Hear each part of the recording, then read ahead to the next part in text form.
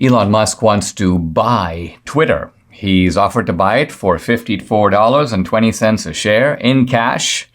This would value the company, by the way, at about $43 billion. And, it comes as a shock to the left because it seemed like, and I was a little worried that the left had sort of gotten to Musk because he had been talking about getting a seat on the board. And then he said, well, I'm not going to do that. And I thought that maybe he didn't want his life to be made miserable by these termites that are all over, not just Twitter, but they're all over Google, they're all over Facebook. This is just an infestation of leftists and social media. And it seems like Musk had even deleted some of his old tweets that were critical of Twitter. But in a beautiful move, he's upped the ante and basically said, listen, here's a public company. A company has gone public. I think Twitter should be private. And so suddenly the left, for a while it was that, don't be concerned about billionaires owning these platforms. It's no problem. But now it's a problem. And, don't complain about censorship on social media. These are private companies. They can do exactly what they want. And now it's like, oh my gosh, it's going to be Elon Musk who's making the rules. This is a very dangerous situation. So it's funny how these things come full circle. And they come full circle kind of both ways, right? Because I now am a little bit less worried about billionaires owning social media platform. Why? Because here's a billionaire and I have far more trust that Elon Musk will protect free speech than I do in the social retards Jack Dorsey or this Indian fellow Parag Agarwal or the clowns over at Google or the autistic Zuckerberg. Now, censorship in social media is not going away. In fact, it's been getting worse. This is really why we need the Elon solution. Debbie just showed me this. This is from Google AdSense. They're now censoring debate about the Ukraine. I mean, wow.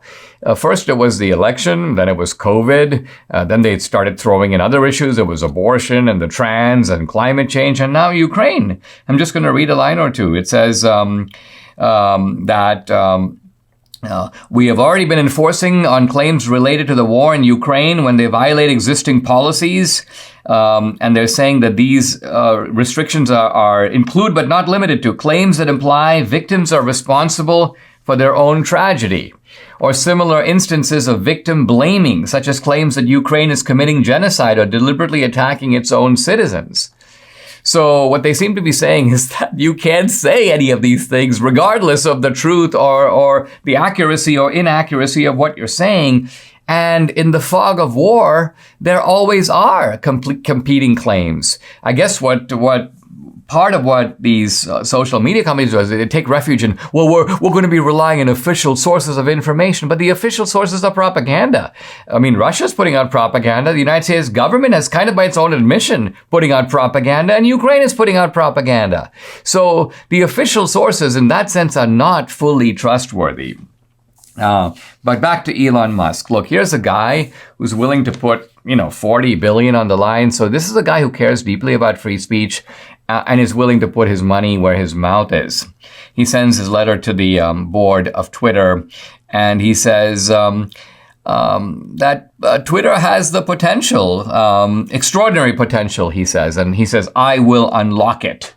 But he says, not in its current form. Twitter, I guess he's thinking, is too much, too captive to the interests of perhaps some of the big hedge funds and other places that have money in Twitter and have been using their leverage on Twitter, not to mention the ideology that prevails inside of Twitter, that's driven by Twitter's own leftist programmers and employees, some of whom, by the way, have been threatening to quit.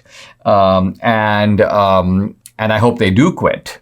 And I hope that these platforms, which have reached the point of, well, look, they seem almost unsalvageable in terms of protecting genuine free speech. But here's Elon Musk. He has the resources to fix the problem.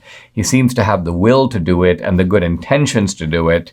I don't think he should underestimate the battles ahead. They are formidable, but he is also formidable and, in my view, up to the challenge.